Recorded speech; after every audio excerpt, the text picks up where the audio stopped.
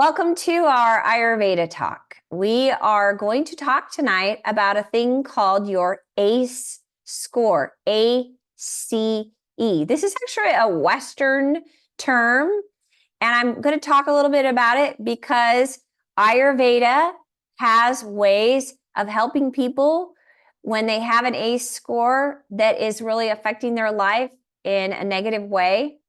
Then Ayurveda has lots of treatments to help you with that. So first of all, I want to talk to you about what your ACE score is. So ACE score is basically based on trauma that you might have experienced as a child. What they have found is individuals who experienced a trauma, and it's not always abuse, you guys. It could be a parent died, or you had to move, or things like that. Anyway, childhood trauma impacts your nervous system. So a child who had a lot of trauma as growing up, their nervous systems were wired in such a way that it made them more sensitive. An individual who grew up where things were very stable, the parents were stable, there was no alcoholism, there was no physical abuse, they grow up and the nervous system is able to actually be much more stable. So I'm just going to read some of this to you. So there are 10 types, according to the ACE score, 10 types of trauma that are measured in the ACE study, and 5 are personal. So those are physical abuse, verbal abuse, sexual abuse, physical neglect, and emotional neglect. Then there are 5 more that are related to other family members. So a parent who's an alcoholic or has drug abuse, a mother who's a victim of domestic violence, a family member who is in jail, a family member diagnosed with a mental illness, and the disappearance of parents through a divorce, a death, or abandonment. Each type of trauma counts as 1 point. So a person who has that has physical abuse with an alcohol parent and a mother who's also beaten up, that means their ACE score would be 3. So each time you have 1 factor, that counts as 1 point. So the alcoholic parent is 1. Then the physical abuse is another 1. Then the mother being abused is another 1. Then a parent dying is another 1. So your score goes up, and the higher the score, the more trauma you have. There are other types of childhood trauma, and that can be from watching a sibling abuse themselves, losing a caregiver, homelessness, surviving and recovering from a severe accident or illness, witnessing a father being abused by a mother or vice versa, witnessing a grandparent abusing a father. Then the ACE score included in those childhood traumas, they are often part of group trauma. So usually there's more people that have experienced it in that family as well. I will tell you, because I came from a family of 6. There's 6 kids in my family, and my dad was an alcoholic, and my dad was abusive physically, mentally, emotionally. I was sexually abused by a cousin. And then when I was in elementary school, I had hearing loss, but they did not test for the kind of hearing loss that I had. My hearing loss was low tones.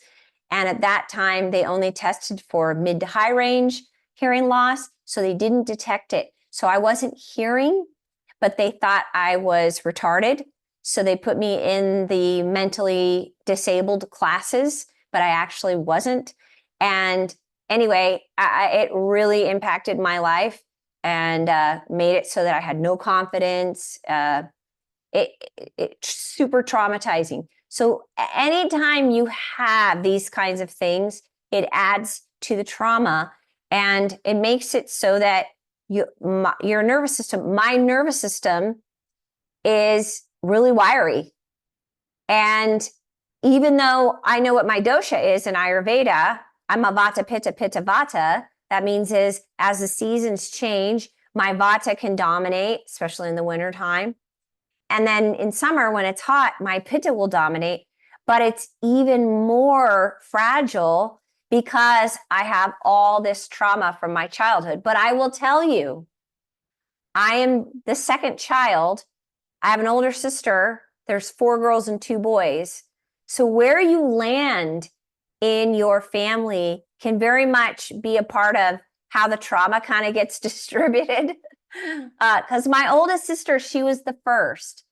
She also was 6 feet tall by 8th grade. Nobody messed with her. Nobody messed with her. I have some really funny stories about her being 6 feet tall, but anyway. And then she had a really different dynamic with my dad because she was the first child and she was just tall. So she kind of came across with a different presence.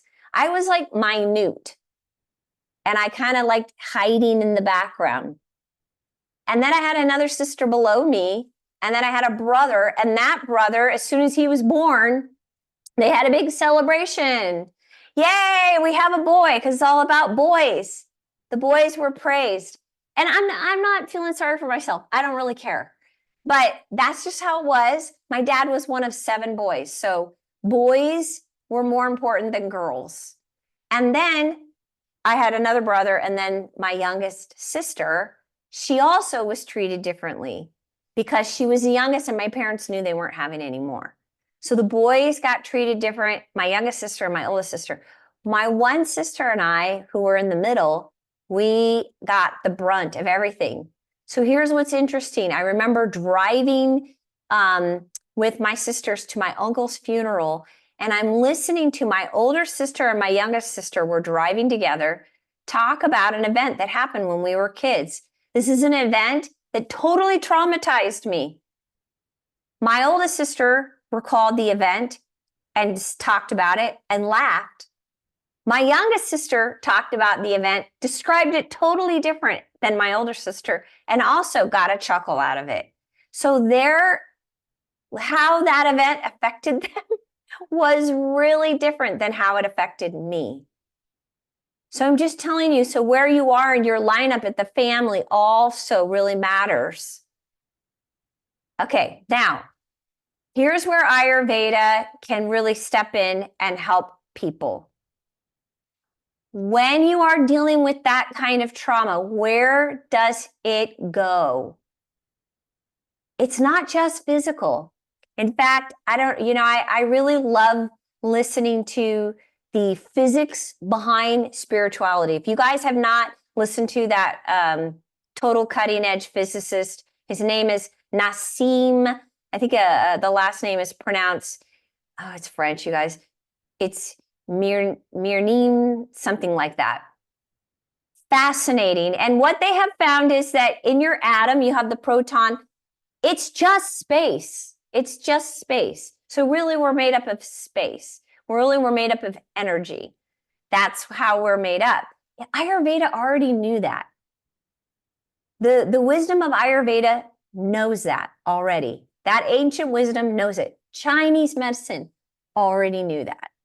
All of the ancient wisdoms already knew that. But now we have physicists who are starting to discover and use scientific method, mathematics, to actually say, look, this is real. Why I'm bringing that up is because it gets stored in the subtle body, the etheric body, the energy body. We are mostly energy. That's where it gets stored. So if we break down our tissues down to the atoms, it's energy. So how do we help move any kind of trauma that's happened out of the body through the energy body? So if you haven't tried the Marma therapy, that Marma therapy works specifically with the energy body. Why is that important? Well, because when you work with the energy body, if there is blockage, energy cannot flow. And when energy can't flow, then you end up having problems, physical, mental, and emotional. So I'm really reading a really great yoga book right now, written by Geshe Michael Roach. And it is fantastic because it's a story. And in the story, they are weaving in the philosophy of yoga and the practice of yoga in this story. It's a really nice book. I've never had a book like that. Most of my yoga books are instructional. So, but the reason why this is great, because she actually breaks down why the energy and how it moves through the body is so essential. And by the way, that is connected to your breath. So one of the things that we're going to do in our practice today is emphasize breath. If you don't want to come and try out Marma, the body therapy, at least start practicing the pranayama work, the breath work. Start making sure that your breath is even, that you are completely getting your exhale out. Because if you're not completely emptying out your breath, then that means that your next breath in, you are not able to bring in more. You're literally causing an energy blockage. Energy blockage will lead to physical pain down the line. So people who have low back problems, they have pain in their body, they're not due to any kind of trauma. It's oftentimes because these channels are blocked. So when we do our yoga practice, we have to make sure that we are working with a nice, smooth breath. You inhale, it's smooth. You exhale, it's smooth, completely empty. All right, so we're going to do that in our practice today. And then I want to encourage you to do all of those practices, those treatments that are going to help open up your energy body, because it will free you of past trauma, free you up, so then your ACE score can go down. Free you then of any kind of physical ailment that's going on, because as you start to release the blockages, then those physical ailments will start to go away. Okay, so I'm wanting to encourage you all to try Marma therapy. Marma means vital point. I'm working with the vital access points in the body, which open up those energy lines.